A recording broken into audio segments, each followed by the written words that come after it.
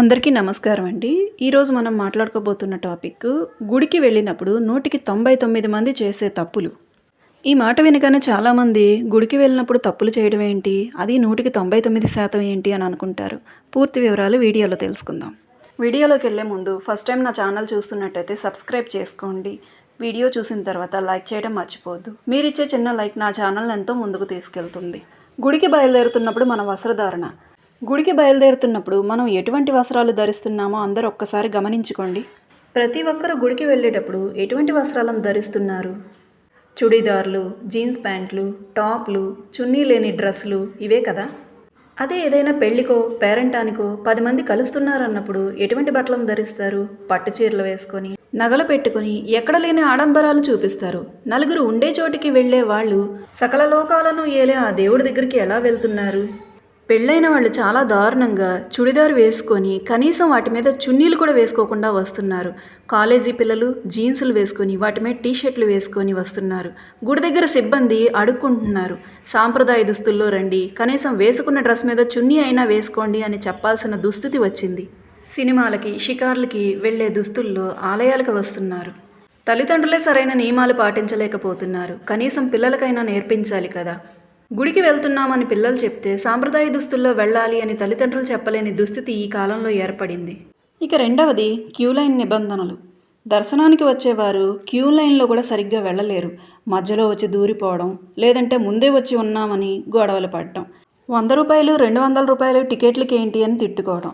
నాకు తెలియక అడుగుతున్నానండి, ఇంటి దగ్గర నుంచి గుడికి రావడానికి ఆటోకు 200 రూపాయల ఛార్జీలు పెట్టేవారు దేవుడి దగ్గరికి వచ్చి 200 రూపాయలు ఖర్చు పెట్టలేరా? మీరిచ్చే ప్రతి రూపాయి దేవుడి మూల నిధికి చెందుతుంది. అలాగే క్యూ లైన్లో 1 గంట టైం పడితే చాలు, నిలబడలేరు, అల్లాడిపోతారు. ఆలయ సిబ్బందిని నోటికి వచ్చిన తిట్లు తిట్టుకుంటారు.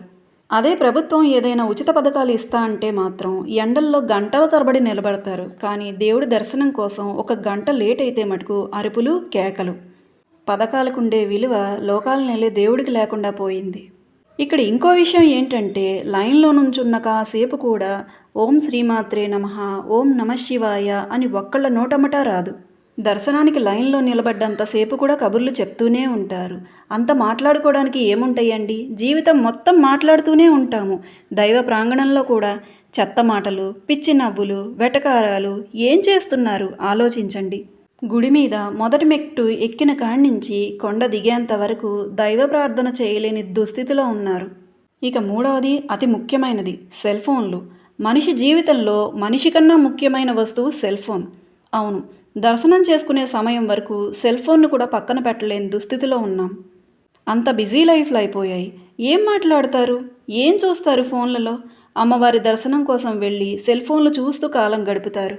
సెల్ ఫోన్లను కౌంటర్లో పెట్టాలి, అనుమతి లేదు అంటే చాలు, ఇక ఆ ఫోన్లు దొంగతనంగా తీసుకువెళ్ళటానికి చేసే విన్యాసాలు అంతా ఇంత కాదు. కర్ణుడికి కవచకుండలాల్లాగా మనిషికి సెల్ ఫోన్ కూడా అలాగే అయిపోయింది. దేవుడి దర్శనం చేసుకునే ఆ కాస్త సమయాన్ని దైవానికి సమర్పించలేకపోతున్నారు. ఆ మాత్రం దానికి గుడికి వెళ్ళటం ఎందుకు కదా. మనిషికి జీవితకాలం సమయాన్ని ఇస్తున్న దేవుడి కోసం రోజులో 1 గంటను కేటాయించలేకపోతున్నారు. అయినా దేవుడు కరుణించాలి, అడిగిన కోరికలు తీర్చేయాలి, ఎగ్జామ్ పాస్ చేయాలి, ఉద్యోగాలు ఇవ్వాలి, కోట్లు కుమ్మరించాలి. మనం మాత్రం దేవుడికి స్వచ్ఛమైన మనసుతో 1 గంట సమయాన్ని కూడా కేటాయించలేము. ఏడాదిలో ఎన్నిసార్లు గుడికి వెళతారు? ఎంత సమయాన్ని కేటాయిస్తున్నారు? స్వచ్ఛమైన సమయాన్ని, స్వచ్ఛమైన మనస్సుని. మన జీవితం దైవ ప్రసాదం. కానీ దైవం కోసం ఎంత సమయాన్ని కేటాయిస్తున్నామో ఆలోచించి కామెంట్ రూపంలో పెట్టండి నాకు. ఈ వీడియో ఎవరినైనా నొప్పిస్తే క్షమించండి, కానీ నేను చెప్తుంది అక్షర సత్యం. గుడికి వెళుతున్న వారిలో 199% మంది చేస్తున్న తప్పులు ఇవే. ఇంకా అనేకం ఉన్నాయి, కానీ ముఖ్యమైన ఈ 3 తప్పుల్ని నేను మీకు చెప్తున్నాను.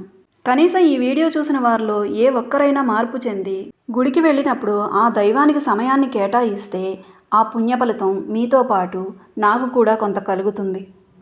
తప్పుగా మాట్లాడుంటే క్షమించగలరు. మరొక ముఖ్యమైన విషయంతో మంచి వీడియోతో మీ ముందుకు. వీడియో నచ్చితే లైక్ చేయండి, మీ ఫ్రెండ్స్ అండ్ ఫ్యామిలీ మెంబర్స్కి షేర్ చేయండి. ఫస్ట్ టైం నా ఛానల్ చూస్తున్నట్టయితే సబ్స్క్రైబ్ చేసుకోండి.